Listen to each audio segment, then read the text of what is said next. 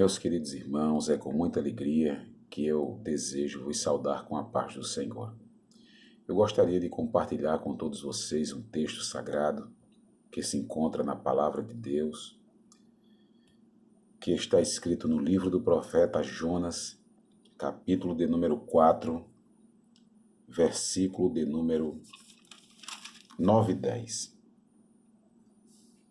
O texto sagrado nos diz o seguinte: Então disse Deus a Jonas: É acaso razoável que assim te enfades por causa da boboreira? E ele disse: É justo que me enfades a ponto de desejar a morte. Versículo 10. E disse o Senhor: Tivestes compaixão da boboreira na qual não trabalhastes, nem a fizestes crescer, que em uma noite nasceu e em uma noite pereceu? E não hei eu de ter compaixão da grande cidade de Nínive, em que estão mais de 120.000 homens, que não sabem discernir entre a mão direita e a sua mão esquerda, e também muitos animais? Esse texto é bem interessante, queridos, porque nós começamos a ver alguém que provou da bondade de Deus, da misericórdia de Deus, e infelizmente não teve este mesmo prazer ou esta mesma alegria de ver Deus fazendo na vida dos outros. O capítulo de número 1 do livro de Jonas fala a respeito da chamada de Deus para com a vida de Jonas. O versículo de número 2 diz o seguinte, do capítulo 1: Levanta-te e vai à grande cidade de Nínive e clama contra ela, porque a sua malícia subiu até mim. Era uma queixa de Deus contra uma grande cidade, não é? A Bíblia diz que a maldade desta cidade, a atitude dos habitantes dessa cidade sobe até Deus. E Deus, como é um Deus justo e que exerce juízo, Deus, antes de destruí-la, Deus levanta Jonas e convoca Jonas a ir até a grande cidade pregar contra ela. No decorrer desses capítulos e versículos, nós vamos ver que o desejo de Deus não era de fato destruir a cidade de Nínive. O desejo de Deus era salvar os moradores da cidade de Nínive. O desejo de Deus era que eles compreendessem a vontade de Deus e se arrependessem do mal que eles estavam praticando. E a Bíblia nos diz que Jonas aqui, em um ato de desobediência, resolve fugir da presença de Deus. E Jonas acaba sendo alvo também da justiça de Deus. A Bíblia nos diz que ele se levanta, mas para caminhar em uma direção contrária. E o versículo 4 do capítulo 1 diz que Deus, vendo tudo, manda um vento ao encontro da embarcação em que Jonas estava escondido. E a Bíblia nos diz que fez-se no mar uma grande tempestade e o navio estava para quebrar-se. Então veja bem, Jonas também foi enrolado aqui em uma situação crítica. Jonas também estava prestes a morrer, não é? O versículo 4 mostra o primeiro risco de vida que Jonas enfrentou. E os irmãos já conhecem a história. O texto sagrado segue dizendo as consequências que Jonas enfrenta por seguir uma direção contrária à vontade de Deus. A Bíblia diz que os tripulantes do navio, entendendo que aquilo não era normal, não era natural, era algo que não era terreno, era divino, e eles começaram a procurar o causador daquela situação. Eles entenderam que alguém estava causando aquela situação. Até o ponto do texto sagrado nos orientar no versículo de número 8. Então lhe disseram: declara-nos tu agora, por que razão nos sobreveio este mal? E Jonas declara o que estava acontecendo. Estou fugindo de uma ordem de Deus, daquilo que Deus quer para a minha vida, e agora nós estamos diante de uma tão grande consequência. Interessante aqui é que Jonas, não era só Jonas que estava comprometido, não era só Jonas que tinha a sua vida comprometida à morte nesta ocasião, ou seja, todos aqueles que estavam com Jonas estavam prestes a perecer.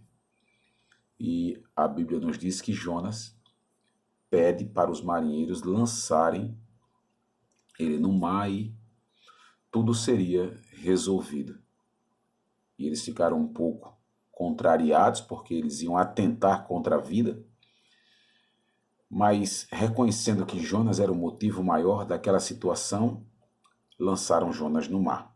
E o versículo 17 do capítulo 1 diz que Deus prepara um peixe, um grande peixe, e traga Jonas e desce com Jonas para a profundeza dos mares. Capítulo 2 você vai ver Jonas falando sobre isso. Ou seja, o peixe agora, mais uma vez, destina Jonas à morte. Mas a Bíblia nos diz que Jonas atenta para a misericórdia de Deus. Isso é bem interessante, irmãos. É bem interessante. É que Jonas conhecia e ao mesmo tempo desconhecia a misericórdia de Deus. Para a sua vida ele reconhecia a misericórdia de Deus, mas para a vida dos outros, Jonas desconhecia a misericórdia de Deus. Infelizmente, nós vivemos em épocas assim. As pessoas acreditam na misericórdia de Deus para a sua vida, mas para a vida dos outros, ele desacredita completamente.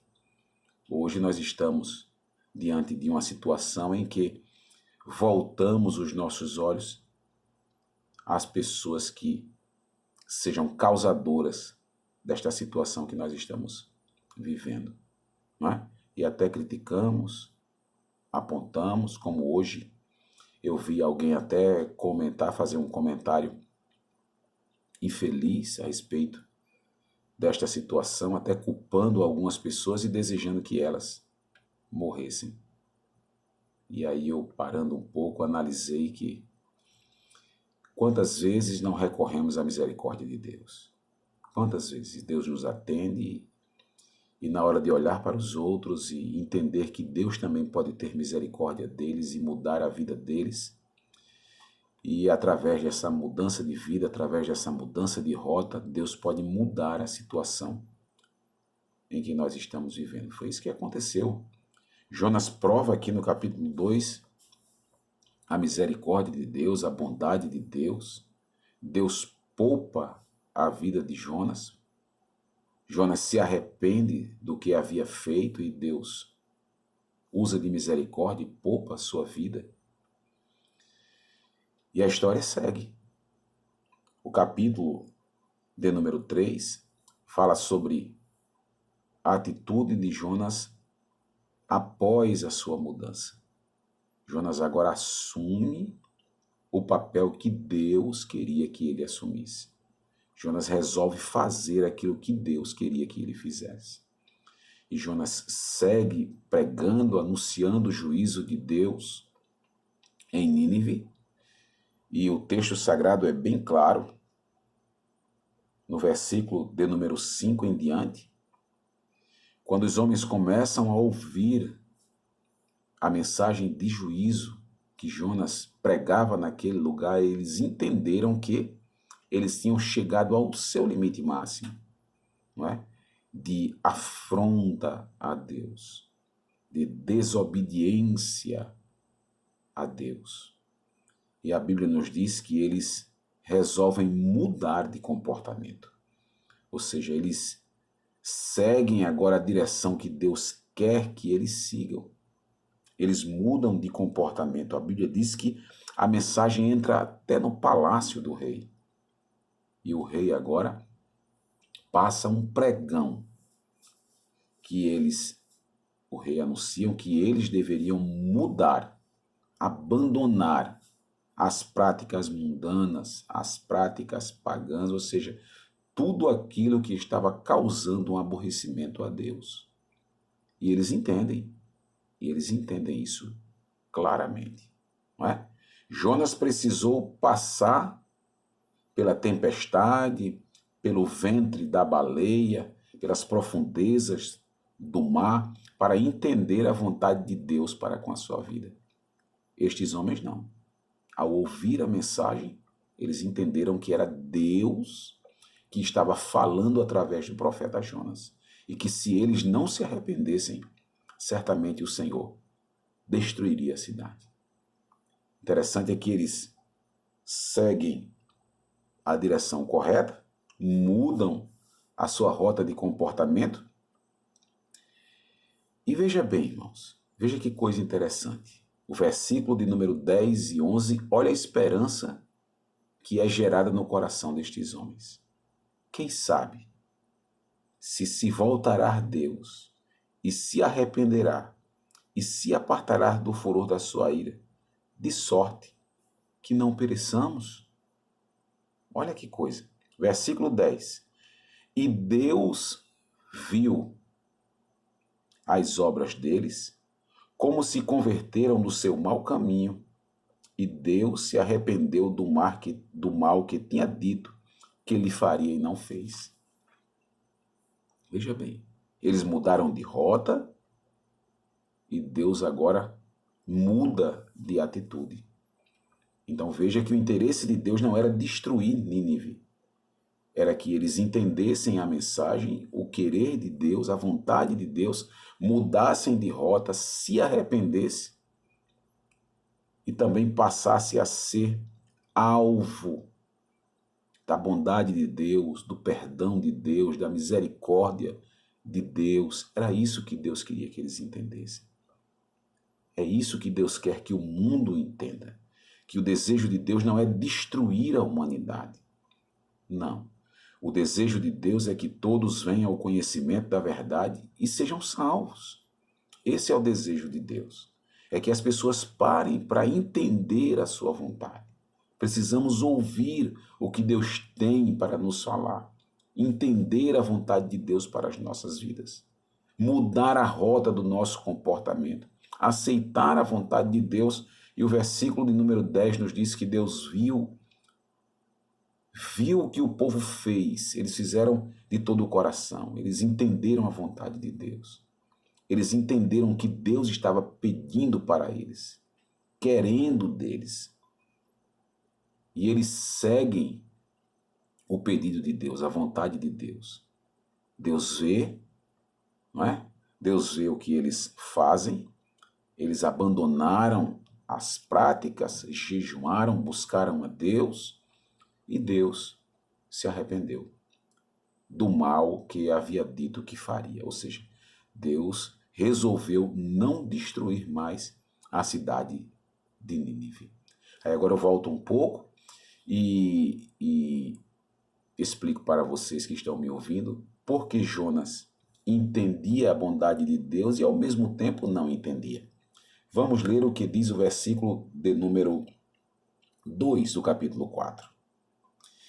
E orou ao Senhor e disse: Senhor, não foi isso que eu disse, estando ainda na minha terra? Por isso, me preveni fugindo para Tarsis, pois sabia que és Deus piedoso e misericordioso e longânimo e grande em benignidade e que te arrependes do mal. Já pensou, irmãos?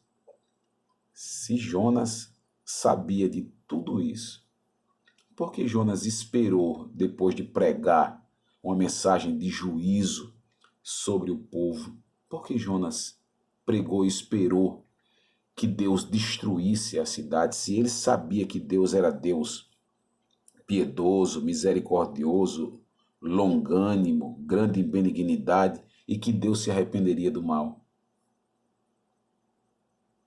Por que Jonas espera que Deus destruísse a cidade, sabendo que Deus era este Deus aqui que o versículo de número 2 nos fala, um Deus piedoso, um Deus misericordioso?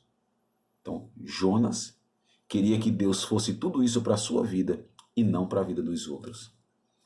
Infelizmente, nós estamos vivendo em situações como essa, né? As pessoas querem Deus para si e o diabo para os outros.